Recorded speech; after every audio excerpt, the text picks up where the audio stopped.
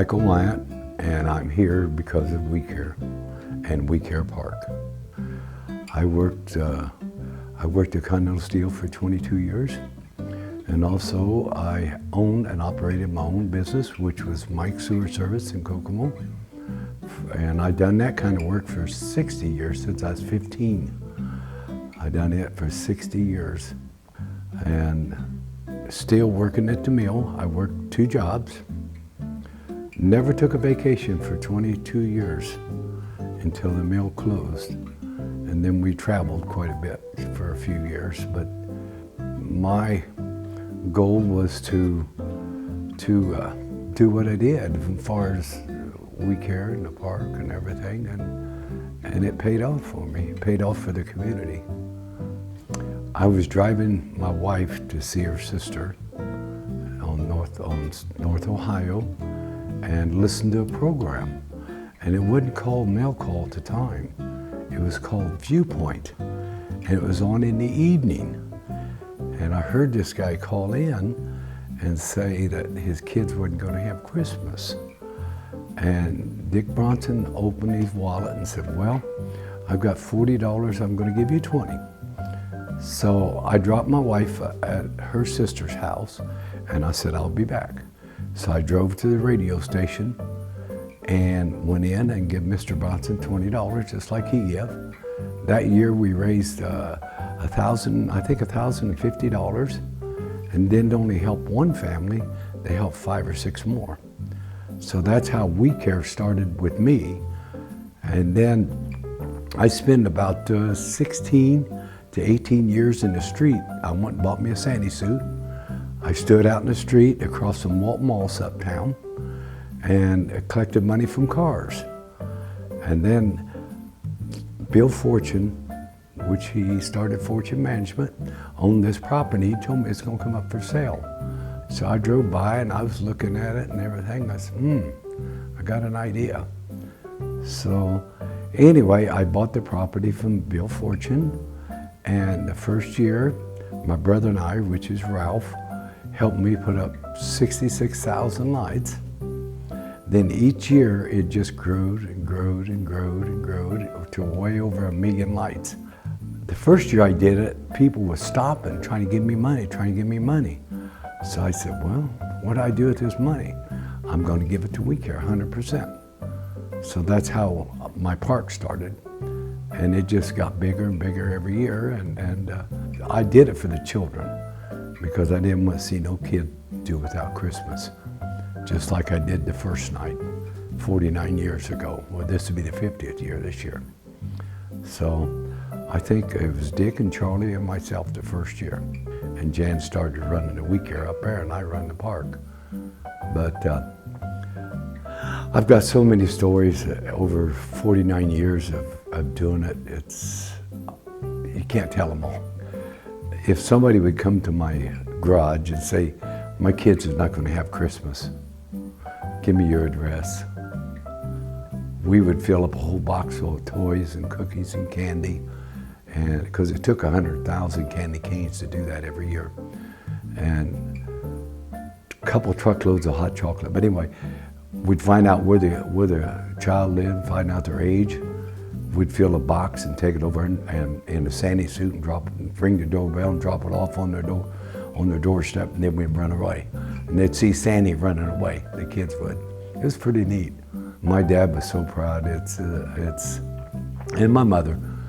A church one time come to our house and had not a whole truckload, but had a lot of stuff to give to us for Christmas. And my dad said, listen, you take it to somebody that needs it because we don't need it. And he'd turn them away. Yeah.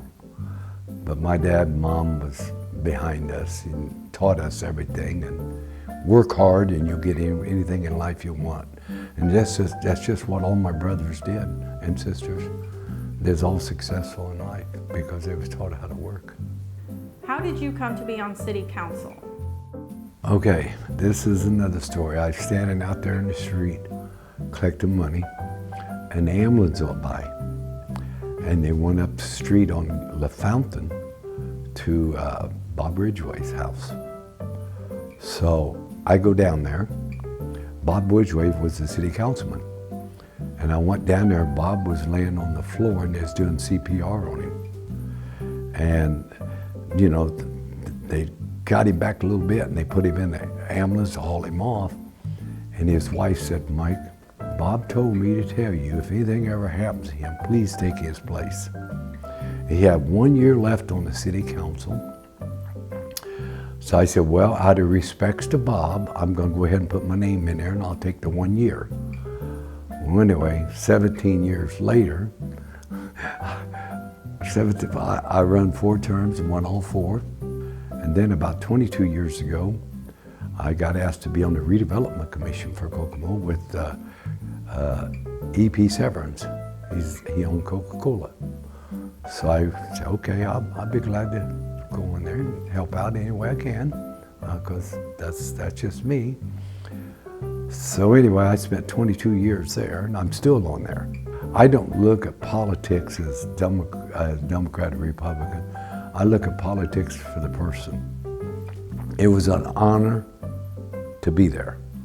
I figure if the people want me there, that's such an honor to be on the city council. And I enjoyed it. And I spoke my mind. When did you know that We Care was such a big deal? Well, I really knew it the first year. To raise $1,050 back in, what was it, 1973, I think? That was a lot of money. That'd be like raising 40, 50,000 today. Now I was hoping someday to raise 100,000 right there at my park. And we did the last year. Last year we raised 118,000 right there at my park. And that all went to charity. But it's all about this community.